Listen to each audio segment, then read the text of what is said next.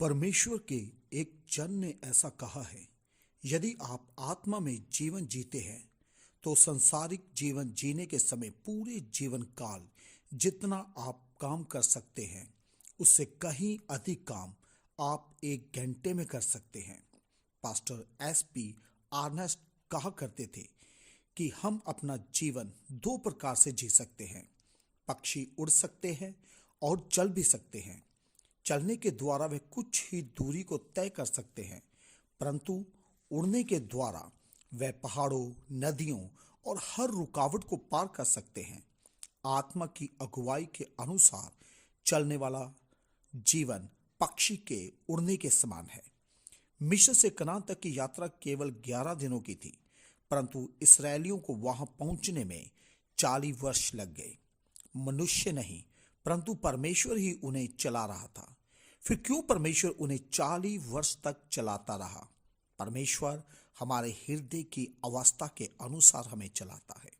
परमेश्वर उन्हें जंगल के मार्ग से ले जाना नहीं चाहता था, परंतु उनके हृदय की अवस्था के कारण उसे ऐसा करना पड़ा।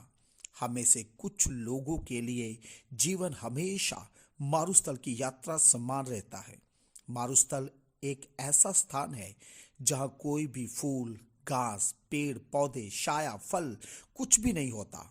वह एक सूखा और उजाड़ स्थान होता है। यदि परमेश्वर हमारी अगुवाई करना चाहता है और जिस मार्ग में वह चाहता है उसमें हमें चलाना चाहता है, तो हमारे हृदय परमेश्वर के साथ सही होने चाहिए।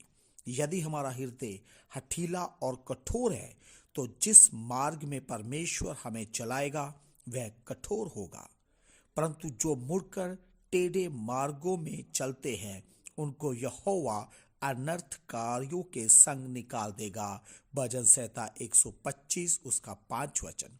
यदि हम अपने टेढ़े मार्गों में चलते रहेंगे तो परमेश्वर अपने सिद्ध मार्ग हम पर प्रकट नहीं करेगा। इसलिए हम परमेश्वर से डरें और हर प्रकार की बुराई से बचे रहें। वह कौन है जो यहोवा का भय मानता है?